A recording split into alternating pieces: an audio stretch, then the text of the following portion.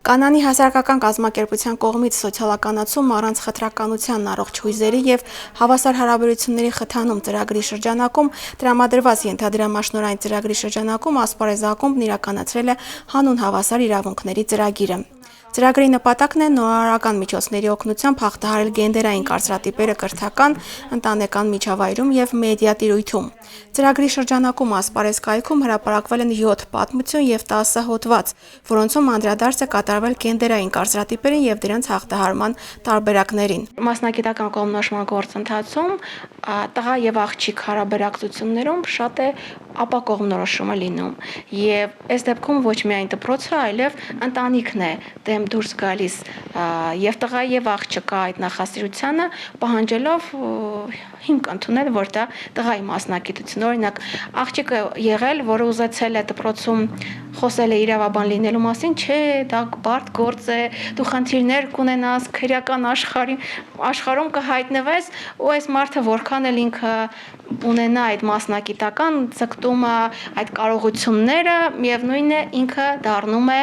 խտրական վերաբերմունքի, գենդերային խտրականության կոպիտ ասած զոհը։ Ծրագրի շրջանակում ուսուցիչների մասնակցությամբ իրականացվել է նաև հանդիպում, քննարկում։ Շատ կարևոր է ոչ միայն մենք մտածենք միջամտության մասին, որպեսզի միջամտենք ու փորձենք գենդերային հավասարությունը պահպանել, այլ կարող ենք նաև կանխարգելող աշխատանքներ տանել եւ այս արշավները, այս իրազեկման այցերը մենք իրականացնել նաև նախակրթարանից։ Ինչու? Որովհետև նախակրթարանում երեխաներն են, որոնք մաքուր,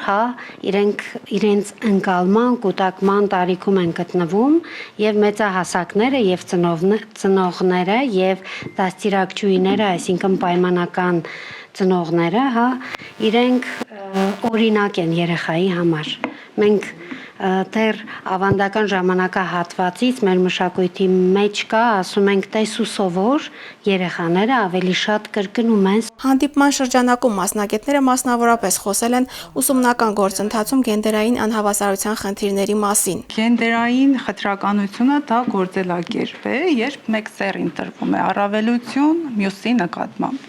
Իհարկե, մեր երկրում գենդերային իրավահավասարությունը հաստատվել է, սակայն դեռ խտրական մոտեցումը պահպանվում է։ Այս դեպքում մենք ավելի շատ գործ ունենք անուղղակի կամ թաքնված խտրականության հետ։ Իհարկե, դրական փոփոխությունները ակնհայտ է, մենք տեսնում ենք, սակայն տղամարդկանց գերակայությունը հասարակական կյանքի կարևորագույն ոլորտներում, մասնավորապես վարչական կառավարման ցանկացած մակարդակում, բոլորս էլ տեղյակ ենք, որ տղամարդիկ, ղեկավար պաշտոն զբաղեցրած տղամարդիկ գերազանցում են կանանց։ Խոսելով կրթական համակարգում գենդերային իրավահավասարության հիմնախնդիրներից, մենք պետք է հիշենք, որ կրթությունն ունի հսկայական ներուժ հասարակական արժեքները ձևավորելու եւ խթանելու հարցում։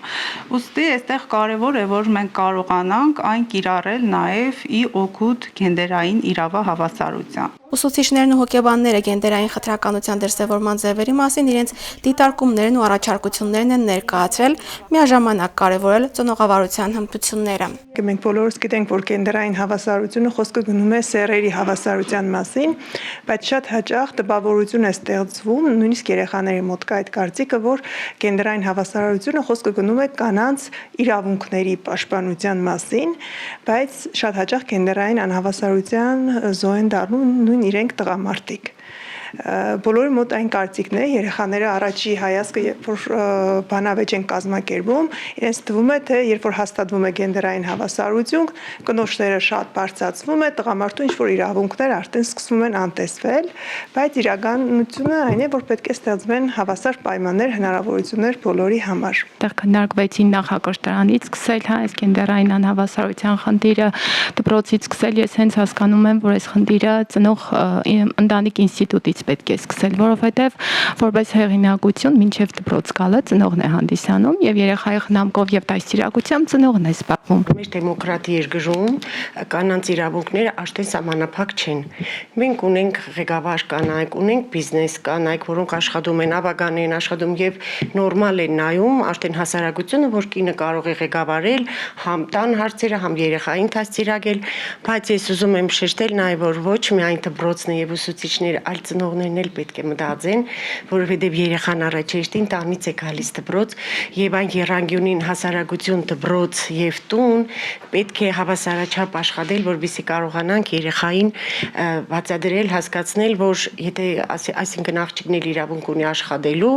ինչ որ գործեր անելու, դա ոչ մի դրա մեջ վատ բան չկա։ Վերջին տարիներին թեպետ Հայաստանում կանանց տարբեր ոլորտներում մասնակցության ցուցանիշներում արձանագրվել է որոշակի առաջընթաց, այնուամենայնիվ գենդերային հավասարությունը դեռևս շարունակում է մնալ հիմնական մարտահրավերներից մեկը։ Այո, պետք է սկսենք ընտանիքից, քանի որ երեխաները հենց ընտանիքում են նույնականացվում, հետո են գալիս նույնականացված դպրոց, ու այս կարծրատիպերը մշակութային, թե սեռային, այս իրավահավասարությունը հենց ընտանիքով պայմանավորված պետք է լինի։ Նաև մենք մասնագետներս եւ ուսուցիչները պետք է լինենք այդ օրինակը, որպեսզի հստակ չտարանջատենք։ Աշխատանքի բերումով հաճախ լինում եմ դպրոցում, վերջին ժամանակահատվածում անընդհատ նկատում եմ ինչպես են մանկավարժները հստակ տարանջատում սեռը, դու աղջիկ ես, աղջիկա կեցվածք, դու տղա ես, քեզ տղամարդու վայել պահի, այսինքն սրանք են ծանր բեռն է, որը թույլ է տալիս, որ երեխաները մտնեն այս դերի մեջ, այս վիճակի մեջ։ Ինչպես արդեն նշեցին մեր գործընկերները, դասագրքերում հիմնականում ուսուցչի կերպարը ներկայացված է կնոջ տեսքով։ Ոստիկանի կերպարը ներկայացված է տղամարդու տեսքով։ Նաև պետք է հիշենք, թե գիտնականները ինչպես են ներկայացված։ Քանի կին գիտնական է ներկայացված եւ քանի տղամարդ գիտնական է ներկայացված։ Նաև ինչպիսի բառերով է ներկայացված։ Առավել կարևոր է նաև, թե կրթական հաստատությունների պատերին, որ սեռի ներկայացուցիչների նկարներն է փակցված։ Որովհետև կրթական հաստատությունների պատերին մենք կին հերոսների կամ կին գրողների նկարներ կամ ընդհանրապես չենք տեսնում կամ շատ քիչ ենք տեսնում, որը եւս մեծ ազդեցություն է ունենում եւ կարծում եմ էլի վերանայելու կարիք ունի։ Ապրիլի 23-ին կառավարությունը հաստատել է Հայաստանում գենդերային քաղաքականության իրականացման ռազմավարությունը եւ միջոցառումների ծրագիրը, որը նախատեսում է գենդերային խտրականության հաղթահարում, կանանց եւ տղամարդկանց լիարժեք մասնակցության խթանում, հավասար հնարավորությունների ընդլայնում։ Ռազմավարությունը սահմանում է գենդերային քաղաքականության 6 գերակայություն, այդ թվում կրթության եւ գիտության ուղղությամբ։